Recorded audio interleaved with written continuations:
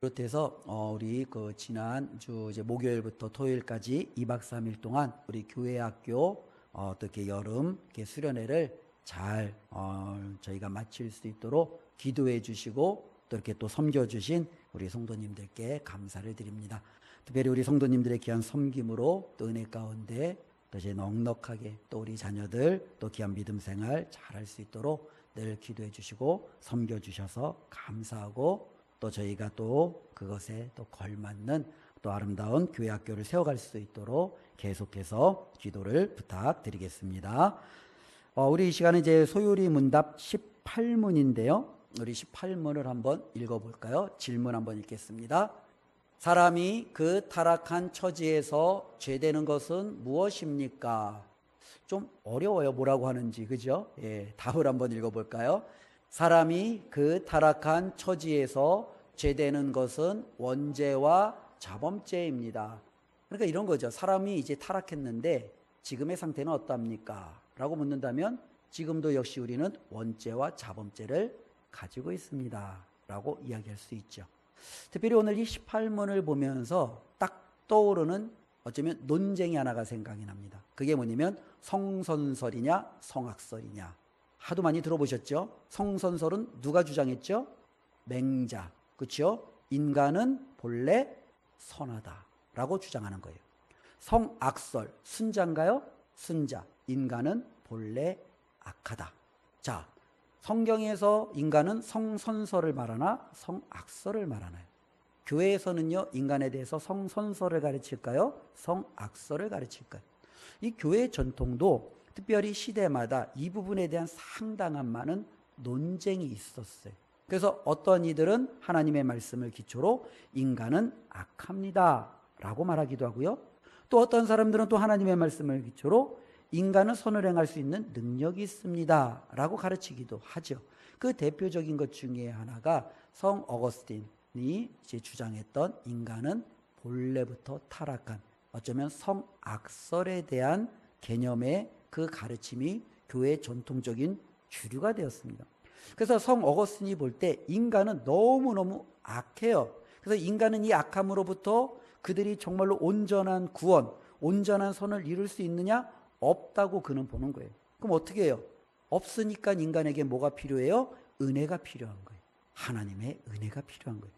그러나 이와 다르게 인간의 의지를 강조하는 경우들도 종종 있었어요. 그래서 인간의 의지가 우리가 무엇을 선택하느냐에 따라 선을 이룰 수 있고 악을 이룰 수 있다는 거예요. 하나님께서 인간에게는 자유의지라는 걸 주셨기 때문에 이 자유의지를 가지고 우리는 선을 행할 수 있다라고 보는 그와 같은 가르침도 교회의 역사 가운데 상당히 자주 등장을 합니다. 그런데 이와 같은 가르침이 등장할 때마다 끊임없이 교회는 그 가르침을 이단으로 정죄해요. 즉 인간은 자신의 힘과 노력으로 온전한 선을 이룰 수 있다라고 하는 부분을 이단이라고 말합니다. 오히려 성경은요, 인간은 스스로의 노력과 힘으로 그 어떠한 선도 이룰 수 없다. 그러기에 우리에게 필요한 것은 하나님의 은혜다라고 말하는 거죠. 특별히 이것을 우리가 소요리 18문을 통해서 어떻게 우리가 좀 볼 수 있느냐라는 거죠. 인간이 타락한 처지에서 특별히 그의 죄의 모습은 도대체 어떠한 모습으로 현재 주어져 있느냐라고 할 때 그 답은 두 가지로 말했잖아요. 하나는 원죄, 하나는 자범죄예요. 영어로 보면은요, 이 원죄를 오리지널 신 그렇게 표현합니다. 오리지널, 왜 근원에, 본래, 원래 이렇게죠. 그 다음에 자범죄는 actual sin 이렇게 해요. 그러니까 이 actual 그러면 원래 실제적인 혹은 인간의 어떤 행동이 가미되는 그와 같은 뉘앙스가 포함이 되어 있죠. 그러니까 인간은 원래 태어나면서부터 가지고 있는 그 근본적인 죄성이 있다라고 이야기할 때를 원죄라고 표현을 하죠. 즉 아담의 범죄로 말미암아 아담 이후의 모든 후손은 본인이 원하든 원치 아니하든 본인은 이 죄에 대한 책임, 죄에 대한 본성, 이 속성을 가지고 태어난다라는 거예요. 이게 바로 원죄예요. 그래서 이 원죄를 가지고 있고, 두 번째는 이 원죄를 가지고 있는 우리가 이 땅을 살다 보면 이 죄의 속성이 우리의 삶 속에서 발현이 되는 경우가 있어요. 거짓말을 하고 미워하고 욕심으로 다른 사람의 것을 빼앗고 도둑질하고 심지어는 물리력을 행사하기도 하고 이와 같은 우리의 어떤 삶 속에서 발현되어지는 죄들을 보통 이제 우리는 자범죄라고 이야기를 하죠. 그러니까 인간은 이 두 가지 상태에 있다는 거예요. 이거를 조금 더 뭐 완벽하진 않지만 이와 같은 설명을 우리가 좀 더 손쉽게 가장 잘할 수 있는 게 컴퓨터를 좀 보시면 돼요. 이 컴퓨터를 이렇게 좀 주로 많이 사용을 하다 보면은 이 컴퓨터가 간혹가다 이 바이러스라는 것에 노출이 되는 경우가 있어요. 그렇죠? 이 바이러스라는 게 노출이. 그러니까 우리도 종종 그런 것 같아요. 인간들 이렇게 살다 보면 어떻게 바이러스나 세균에 노출이 되잖아요. 근데 어떤 바이러스는 노출되자마자 바로 증상이 나타나는 게 아니에요. 뭐가 있죠? 잠복기라는 게 있어요. 잠복기가. 그렇죠? 그래서 어느 정도 시간이 지나면 나도 모르게 그것에 노출이 되는 거죠. 이 바이러스도 그래요. 컴퓨터 안에 들어가는 이 바이러스가 이미 그 컴퓨터를 장악을 했어요. 그런데 그것이 바로 드러날 수도 있지만 나중에 어떠한 조건에 부합되면 나타나는 증상이 있어요. 그래서 어떨 때에는요, 컴퓨터가 갑자기 깨져요. 혹은 파일이 열리지 않아요. 내가 원하는 프로그램이 실행이 되지 않아요. 오히려 내가 가지고 있던 자료들이 다 나도 모르게 막 삭제가 돼요. 이와 같은 것들이 갑자기 나타나는 거죠. 이것을 바라보면 원자자범죄를 이렇게 설명할 수 있죠. 즉 컴퓨터에 내재되어져 있는, 어쩌면 그가 오염되어져 있는 이 바이러스가 바로 뭐예요? 원죄예요. 그리고 이 바이러스가 어느 특정한 그 환경이라든지 조건이 맞을 때 컴퓨터가 이제 그것에 반응하여 나타나는 여러 가지 부작용들, 이게 바로 자범죄다라고 볼 수가 있죠. 특별히 이와 같은 이 원죄와 이 자범죄, 특별히 이 컴퓨터를 통해서 그러면은 이 원죄와 자범죄라는 이 문제를 우리가 좀 해결을 해야 되잖아요. 컴퓨터가 바이러스를 들었을 때 이 컴퓨터를 해결을 해야 돼요. 이제 많은 사람들이 오늘날 이제 컴퓨터를 이렇게 사용은 하지만 이 문제가 생기면 이 문제를 근본적으로 해결하는 데는 좀 약간 여러 가지 그 어려움을 겪게 됩니다. 가령 이런 거죠. 컴퓨터가 문제가 있어요. 바이러스가 먹었어요. 증상이 나타나요. 그럼 어떻게 해야 돼요? 가장 손쉬운 방법은요, 바이러스 프로그램을 넣어서 컴퓨터를 돌리는 거예요. 그럼 우리가 이제 세탁기에 옷이 오물을 묻으면 이 세탁기에 놓고 돌리면 이 오물이 깨끗이 씻겨내는 것처럼 이 바이러스 프로그램을 놓고, 이제 백신 프로그램이죠. 백신 프로그램을 놓고 그 컴퓨터를 돌리면 이 백신 프로그램이 컴퓨터를 다 일일이 다 조사하는 거예요. 일일이 막 조사해서 바이러스를 막 끄집어내는 거죠. 그리고 이제 바이러스를 이제 다 한쪽으로 이렇게 몰아요. 또 쉽게 얘기하면요. 그리고 이제 물어보는 거죠. 이 바이러스를 처리하시겠습니까? 뭐 제거하시겠습니까? 치료하시겠습니까? 또 물어요. 그러면은 예. 그러면은 그 파일들을 막 삭제를 하죠. 그래서 이 바이러스를 다 지워요. 그리고 나서는 이제 컴퓨터를 다시 사용하면은 되는 것 같아요. 근데 정말로 치료가 되느냐? 아니에요. 대부분 보면요, 어느 정도 시간이 지나면 또다시 문제가 돼요. 또다시. 그래서 또 이제 새로 하는 게 뭐냐면은 이 컴퓨터를 다시금 어떻게 하면 프로그램을, 문제가 되는 프로그램을 삭제했다가 다시 그 프로그램을 까는 거예요. 근데 그때는 또 이것이 제대로 되는 것 같아요. 근데 또 시간이 지나면 여전히 그 프로그램이 또 문제를 일으켜요. 그래서 많은, 제가 이제 알고 있는 상식선에서 많은 사람들이 이 바이러스, 컴퓨터에 있는 이 바이러스 때문에 자꾸 문제가 나타나서 내가 정작 컴퓨터를 쓰고자 할 때 이 컴퓨터를 쓸 수가 없으니까 이 문제를 해결할 수 있는 가장 확실한 방법을 알려달라라고 얘기를 해요. 그러면은 컴퓨터에 대해서 조금 아는 사람들은 뭐라고 얘기하냐면 포맷해라는 거예요. 포맷이 뭐예요? 포맷이 뭐예요? 예, 컴퓨터를 완전히 제로 상태로 만드는 거예요. 그러니까 완전히 싹 다 지워버리는 거예요. 이 컴퓨터에 있는 모든 프로그램들을 다 그냥 0으로 만들어버리는 거예요. 그러면 컴퓨터를 못 사잖아요. 그 다음 뭐를 해야 돼요? 새로운 프로그램을 다시 설치하는 거예요. 그래야 이 안에 있었던 바이러스가 온전히 사라진다라고 이야기를 하는 거예요. 근데 그 과정이 되게 힘들어요. 왜냐하면 내가 있는 자료가 많으면 이 자료 다 옮겨야 되거든요. 다 백업해야 되거든요. 다 살려야 되거든요. 프로그램 일일이 다시 다 설치해야 되거든요. 이게 너무 길고 반복적하고 그냥 루즈한 작업이에요. 그러니까 그냥 당장 그때그때 눈에 보이는 것만 치료하면서 그냥 쓰면 되지 않을까. 그렇게 하다가 오히려 더 많은 시간과 에너지를 낭비하게 되죠. 어쩌면 이 컴퓨터를 우리가 예를 들어봤을 때 이와 같은 거예요. 바이러스라는 이 근본적인 것을 치료하지 않으면 그로 말미암아 나타나는 끊임없는 여러 가지 증상들, 잘못된 그러한 컴퓨터의 오작동들, 이것을요 우리가 피할 길이 없다라는 거예요. 그럼 우리 인간의 상태가 그와 같다라는 거예요. 타락 이후에 우리는요 바이러스를 가지고 있어요. 그걸 원죄라고 합시다. 그리고 이 바이러스가 우리의 삶 속에서 나도 모르게 자꾸 불현듯 발현이 되는 거예요. 나타나는 거예요. 이게 바로 자범죄라고 하면, 이 원죄와 이 자범죄를 우리가 어떻게 해요? 해결을 해야 우리의 삶이 하나님 앞에서 제대로 된 삶을 살아갈 수 있지 않겠습니까? 성경은 이것을 우리에게 계속적으로 가르쳐 주는 거예요. 근데 성경은요, 이것을 가르쳐 주는 것을 저와 여러분들에게 아까워하지 않아요. 얼마나 상세하게 이 죄 문제를 해결하는 것을 철저하게, 너무나도 자세하게 우리에게 끊임없이 가르쳐 주고 있어요. 우리가 그것을 알아요. 그런데 알매도 불구하고 많은 사람들이 그거대로 잘 안 하는 거죠. 마치 컴퓨터랑 똑같은 거예요. 컴퓨터가 바이러스로, 이 컴퓨터가 여러 오작동으로 너무 어려움을 겪고 있어. 야, 그거 포맷하고 새롭게 다시 프로그램 깔면 돼. 방법은 알아요. 근데 귀찮잖아. 나 시간 없어. 아니, 나 그냥 오늘 대충 쓸래. 나중에 할래. 그러면서 넘어가는 것과 마찬가지예요. 우리의 이 죄 문제, 우리가 해결해야 되는데, 해결할 수 있는 방법을 성경은 알려줬는데 우리가 그것을 그대로 가져가서 취하지 않으면 여전히 우리는요, 이와 같은 정말로 시간과 에너지와 이 열정을 이 죄 때문에 낭비하며 살아갈 수밖에 없다라는 거예요. 그러면 성경이 가르쳐준 방법이 무엇이냐라는 거죠. 원죄예요, 원죄. 이 바이러스. 이 바이러스를 완전히 삭제를 하려면 어떻게 해야 되느냐라는 거죠. 우리 안에 있는, 들어와 있는 이 죄에 대한 문제, 죄성 혹은 죄책, 이와 같은 태어날 때부터 가지고 나온 이 모든 것들을 완전히 지워버려야 되는데 어떻게 해야 되느냐라는 거죠. 특별히 원죄 문제는요, 굉장히 간단합니다. 굉장히 간단해요. 나중에 컴퓨터를 사용하시는 분들도 한번 생각해보세요. 컴퓨터를 싹 지우는 방법이 제일 간단해요. 배우고 나면요. 예, 배우고 나면요. 왜? 단추 몇 개 누르면요, 포맷 하시겠습니까? 라고 물어봐요. 예, 그러면 어떻게 돼요? 다 날아가는 거예요. 예, 너무 간단해요. 원죄 문제도 굉장히 간단하게 해결해요. 우리 안에 있는 이 바이러스를 어떻게 해결해요? 우리 안에 있는 이 정말로 죄에 대한 문제를 우리가 어떻게 해결해요? 성경은 굉장히 이 죄 문제에 대해서 확실하고 그러나 너무나도 간단하게 설명해 주고 있어요. 그게 뭐예요? 예수를 믿으시겠습니까? 여기 있는 거예요. 예, 그러면 어떻게 되는 거예요? 바이러스 원죄가 다 사라지는 거예요. 아니요, 나중에요. 잠시만요. 그러면 어떻게 해요? 여전히 원죄 문제는 남아있는 거예요. 우리의 이 원죄 문제는 예수 그리스도를 믿음으로 말미암아 그냥 사라지는 거예요. 그냥 제거되어지는 거예요.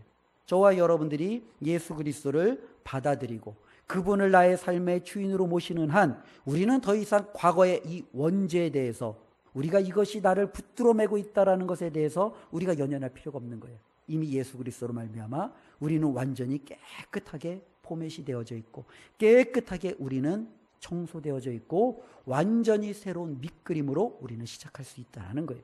원죄의 문제는 바로 이렇게 해결이 될 수 있습니다. 그런데 문제는요, 원죄 문제는 해결이 됐어요.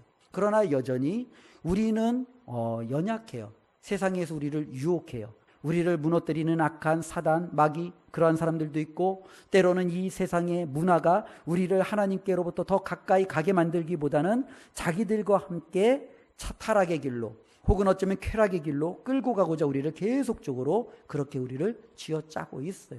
그러다 보니 나도 모르게 원죄 문제는 해결했는데 여전히 자범죄 문제는 있는 거예요. 예수님을 믿었으니까 하나님이 더 이상 저와 여러분들에게 아담이 가지고 있었던 그 죄성에 대한 문제를, 그 원죄 문제를 우리에게 묻진 않아요. 그런데 여전히 우리는 교회 다니지만 거짓말해요. 교회 다니지만 음란한 행동도 해요. 교회 다니지만 여전히 우리는 다른 사람들의 것을 도둑질하거나 사기치거나 훔쳐서 내 것으로 만들어요. 이와 같은 문제들이 있다라는 거예요. 이와 같은 문제들을 해결하려면 어떻게 해야 되느냐라는 부분이죠. 요한일서 1장 9절에 보면은요, 다음과 같은 말씀이 기록되어져 있는데요. 우리 한번 찾아볼까요? 요한일서 우리 1장 9절. 우리 성경으로 한번 찾아보겠습니다. 요한일서 1장 우리 9절 말씀. 예, 찾으셨으면 누구 한 분이 큰 목소리로 한번 읽어 주실래요?